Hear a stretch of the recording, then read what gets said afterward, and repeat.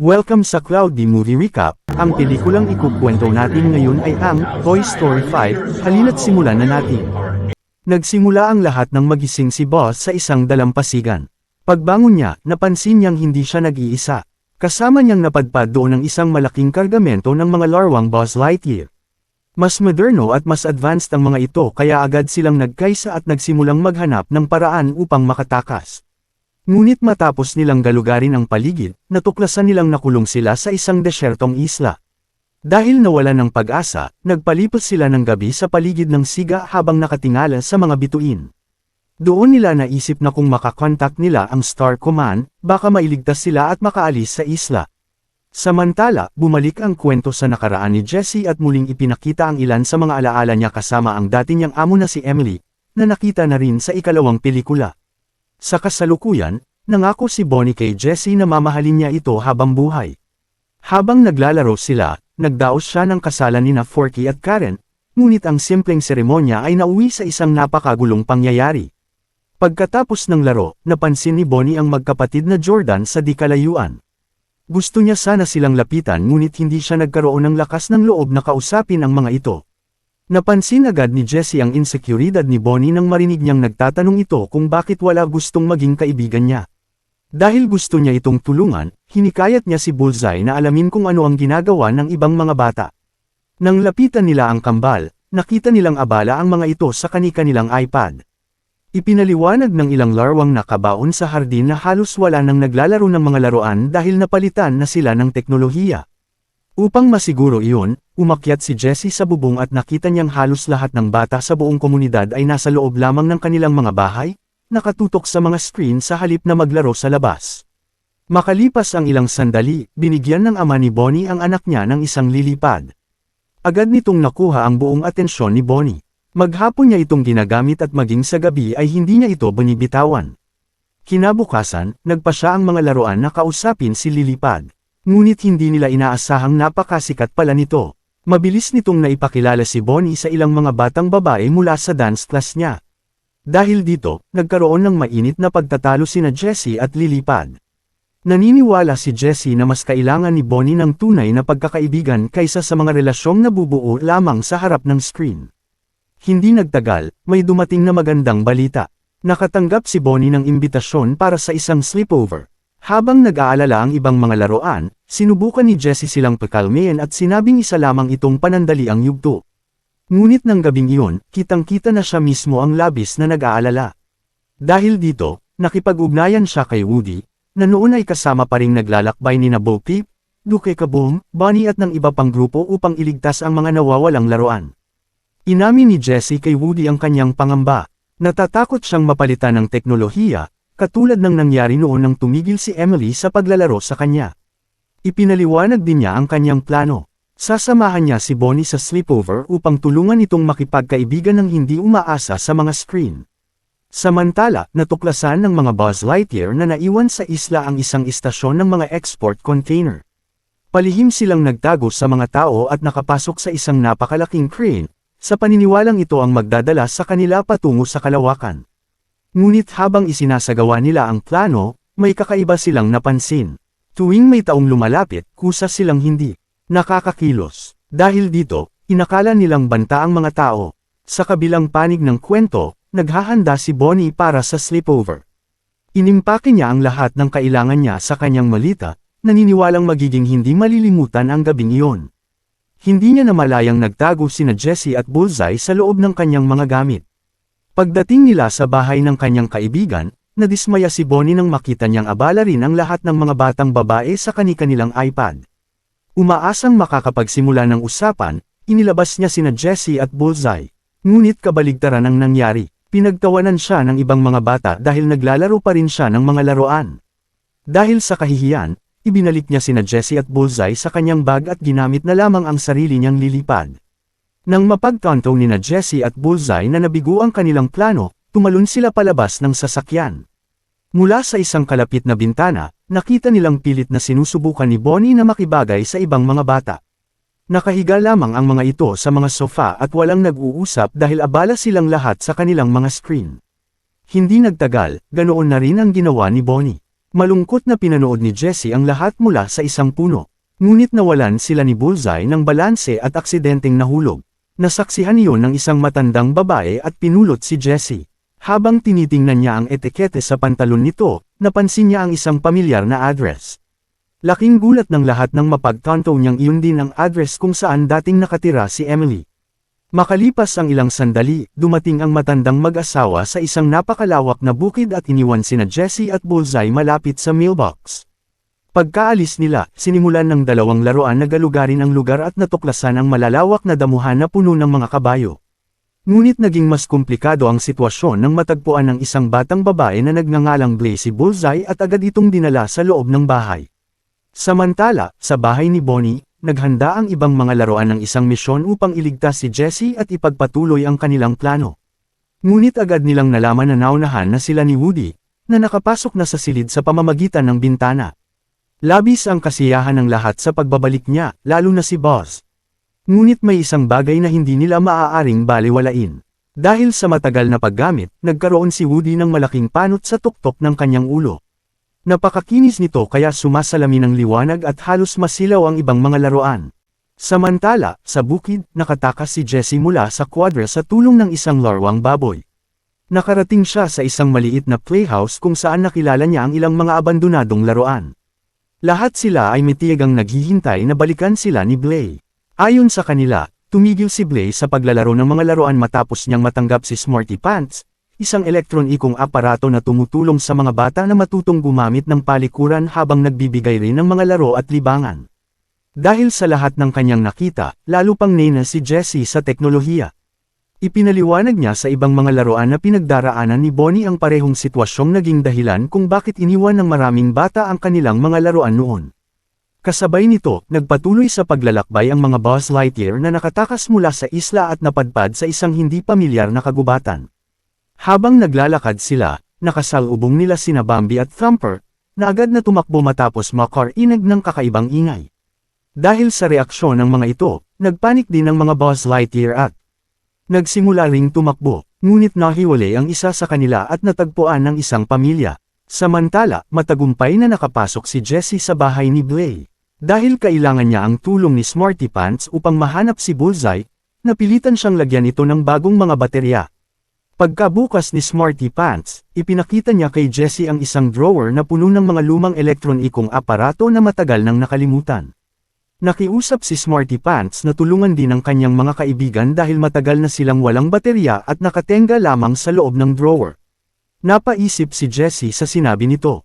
Alam niya higit kan inuman ang pakiramdam ng makalimutan at maiwang nakakulong sa loob ng isang kahon sa loob ng napakaraming taon. Matapos malagyan ng baterya ang lahat ng aparato, sinamahan nila si Jessie papunta sa silid ni Blaze.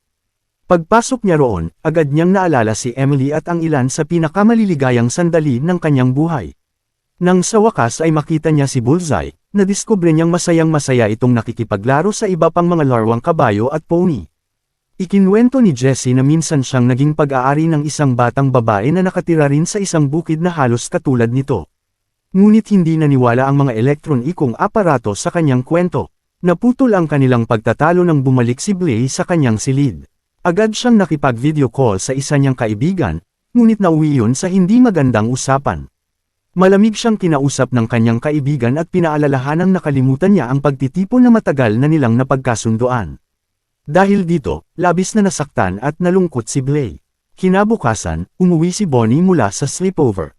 Agad napansin ng mga laruan na may mali. Mukhang malungkot si Bonnie, at mas lalo pang nakadagdag sa kanilang pag-aalala ang pagkawala ni Jessie. Sa silid ni Bonnie, ipinaliwanag ni Lilipad ang nangyari sa sleepover.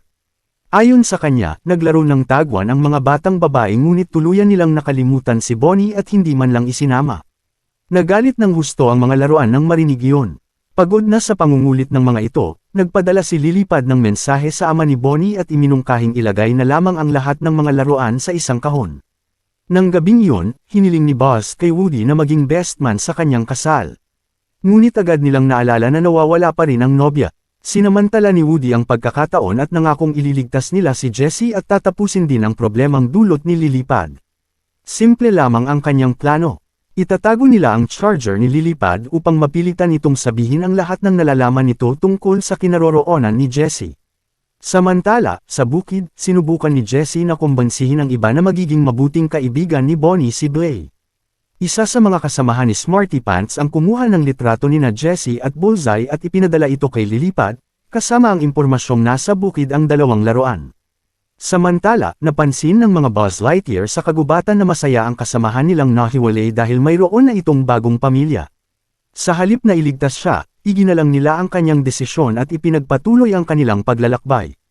Kalaunan, gumamit sila ng isang tablet upang maghanap ng impormasyon at napag-alamang ang dapat nilang puntahan ay ang dating tirahan ni Emily. Kinabukasan, napagtanto ni Jessie na ilang buwan pa lamang nakakasama ni Blay ang mga elektronikong aparato at hindi pa talaga nito naranasan kung ano ang ibig sabihin ng maging isang tunay na laruan. Upang maipakita iyon sa kanila, isinama sila ni Jessie sa mga malikhaing laro ni Blay. Ipinakita ni Jessie sa mga elektronikong aparato kung paano nagiging bahagi ang mga laruan ng mga kwento, pakikipagsapalaran, at mundo ng imahinasyon. Mahilig si Blay na gumawa ng mga dramatikong kwentong nakasentro sa iba't ibang panahon ng kasaysayan, at unti-unting naging bahagi rin ng kanyang laro ang lahat ng mga aparato. Maging si Ham ay tumulong sa pagbukas ng isang pinto upang tuluyan ng makasali ang mga ito sa kanilang pakikipagsapalaran. Samantala, nagising si Lilipad na 9% na lamang ang natitirang baterya. Sinamantala agad ni Woody at Buzz ang pagkakataon at sinimulan nila itong tanungin. Kahit pilit na itinatago ni Lilipad ang katotohanan, dumating pa rin sa cellphone ng ina ni Bonnie ang mensaheng ipinadala mula sa bukid. Dahil dito, nalaman ng pamilya ni Bonnie na hindi pala nakauwi si Jessie. Hindi nagtagal, nakontak ni Bonnie si Blay at nagkasundo silang magkita sa bukid upang kunin si Jessie. Lingid sa kanilang kaalaman, palihim na sumunod sina Woody at Buzz. Habang nasa biyahe, muli na namang tinukso ng mga batang nakasama ni Bonnie sa sleepover ang hilig niya sa mga laruan. Dahil sa kahihiyan, sinabi ni Bonnie kay Blay na maaari na nitong angkinan sina Jessie at Bullseye kung gusto nito. Mula sa malayo, narinig ni Jessie ang sinabi ni Bonnie at labis siyang nasaktan. Dahil naniwala siyang hindi na siya mahalaga kay Bonnie, tuluyan na siyang nawalan ng pag-asa. Sinubukan siyang kumbansihin ni Bullseye na huwag sumuko, ngunit pagod na si Jessie. Sawang-sawa na siyang ipasa-pasa mula sa isang bata patungo sa iba at pakiramdam niya ay wala na siyang lugar na tunay na matatawag na tahanan. Dahil sa matinding lungkot, sumakay siya sa isa sa mga kabayo sa bukid at mag-isang umalis. Samantala, dumating sa bukid ang mga bagong Buzz Lightyear at aksidente nilang nahuli si Woody. Sa kabutihang palad, napakalma sila ni Buzz matapos niyang ipaliwanag na si Jessie ang kanilang pinuno at hinahanap nila ito. Kasabay nito, dumating din ang mga elektronikong aparato at sinabi nilang nagtungo si Jessie sa lumang duyan. Pagdating sa duyan, kinausap ni Jessie si Bullseye nang silang dalawa lamang. Hiniling niya rito na manatili na lamang kay Blay dahil naniniwala siyang mas magiging maganda ang buhay nito roon, ngunit bago siya tuluyang umalis, may napansin siyang nakaukit sa isang puno. Nakasulat doon ang mga salitang, "Jessie was here," dahil sa kanyang pag-uusisa. Nagsimula siyang maghanap sa paligid at natagpuan ang isang kahon na puno ng mga lumang alaala at gamit ni Emily. Habang isa-isang tinitingnan ang laman nito, may isang bagay siyang natuklasan na nagpabago sa lahat. Matapos lumaki si Emily, ipinangalan pala nito ang sarili niyang anak na Jessie bilang pag-alala sa pinakamamahal niyang laruan. Labis na naantig si Jessie sa natuklasan niya. Sa sandaling iyon, dumating sina Woody, Buzz, at ang iba pang Buzz Lightyear. Doon tuluyang naunawaan ni Jessie ang isang mahalagang bagay, maaaring lumalaki na si Bonnie, ngunit hindi iyon nangangahulugang tumigil na itong mahalin siya. Sa halip, labis siyang nagpapasalamat na naging bahagi siya ng buhay ni Bonnie at nakatulong sa isa sa pinakamahalagang yugto ng kanyang pagkabata. Samantala, huminto sina Bonnie at ang kanyang ina upang bumili ng ice cream, habang magkasama silang nakaupo, napansin ng kanyang ina na nananatili pa ring malungkot si Bonnie. Dahil nag-aalala, tiningnan niya ang ilan sa mga mensaheng ipinagpapalitan ni Bonnie at ng kanyang mga kaklase. Habang binabasa niya ang mga ito, nalaman niya ang tunay na dahilan. Palang pinagtatawanan at tinutokso si Bonnie dahil mahilig pa rin itong maglaro ng mga manika at laruan. Sa sandaling iyon, naunawaan ng kanyang ina ang totoong nangyari, hindi iniwan ni Bonnie ang kanyang mga laruan dahil gusto niya, binago niya ang kanyang sarili dahil desperado siyang makibagay sa mga batang kaedad niya. Nasaksihan ni Lilipad ang lahat ng ito at doon niya napagtantong. Nagkamali siya, ang layunin niya ay tulungan si Bonnie, ngunit hindi niya namalayang lalo lamang niyang pinalala ang insekuridad at emosyonal na paghihirap nito. Dahil sa matinding pagsisisi, nagpa siya si Lilipad na umalis. Sumakay siya sa isang truck na nangongolekta ng mga donasyong gamit at tahimik na nagpahatid palayo. Nang malaman ni na Jessie, Woody, at ng iba pang mga laruan ang nangyari, agad nila itong hinabol. Kailangan nila ang tulong ni Lilipad kung nais nilang matulungan si Bonnie na magkaroon ng isang tunay na kaibigan. Upang maisakatuparan iyon, sumakay sila sa mga kabayo ni Blay at nagsimula sa isang mapanganib na paglalakbay. Matapos malampasan ang napakaraming pagsubok, naabutan nila ang truck at matagumpay na nailigtas si Lilipad. Ngunit may bago na naman silang problema. Napakalayo na nila sa bahay at wala silang paraan upang makabalik. Sa kabutihang palad, natuklasan ni Lilipad na ang mga bagong modelo ng Buzz Lightyear ay patuloy na nakatatanggap ng software updates na nagbibigay sa kanila ng mga bagong kakayahan. Nang ma-activate ang bagong update, nagkaroon ng mga Space Ranger ng kakayahang lumipad na parang mga drone. Sa tulong nito, nagsimula silang bumiyahe pauwi. Habang nasa daan, nagkaroon ng lakas ng loob si Buzz na ipagtapat kay Jessie ang tunay niyang nararamdaman. Ngunit bago pa niya matapos ang kanyang sasabihin, nginitian siya ni Jessie. Alam na pala nito ang nais niyang ipahayag at masaya nitong tinanggap ang alok na maging kasintahan niya. Samantala, umuwi si Bonnie habang dala pa rin ang lungkot sa kanyang nararanasan. Kasabay nito, ligtas ding nakabalik sina Buzz at ang iba pa. Hindi nagtagal, nagpadala si Lilipad ng isang mensahe kay Blay at inimbitahan itong bumisita sa bahay ni Bonnie kasama sina Jessie at Bullseye. Nang muli silang magkita, agad nilang napagtanto na napakarami pala nilang pagkakapareho. Pareho silang mahilig sa mga laruan, pareho silang kakaunti ang mga kaibigan, at pareho rin silang madalas makaramdam na naiiba sila sa ibang tao. Unti-unti, naging natural ang kanilang pag-uusap. Sa unang pagkakataon matapos ang mahabang panahon, nagkaroon ng kumpiyansa si Bonnie na ipahayag ang mga bagay na tunay niyang gusto nang hindi natatakot na husgahan ng iba. Sa pamamagitan ng bagong pagkakaibigang ito, nabawi niya ang kanyang tiwala sa sarili at natutunan ang isang mahalagang aral. Hindi niya kailangang magustuhan siya ng lahat. Ang tunay na mahalaga ay ang makatagpo ng mga taong tatanggap sa kanya kung sino talaga siya. Matapos maayos ang lahat, bumalik si Woody kina Bo Peep at sa iba pa niyang mga kasama, habang ang natitirang mga laruan ay nanatili kay Bonnie. Makalipas ang ilang panahon, isang bagong kasalan ang ginanap. Sa pagkakataong ito, sina Jessie at Buzz Lightyear na ang ikinasal. Matapos ang lahat ng kanilang pinagdaanan, sa wakas ay naging mag-asawa na ang Cowgirl Sheriff at ang matapang na Space Ranger. At masasabi nilang tunay silang masaya.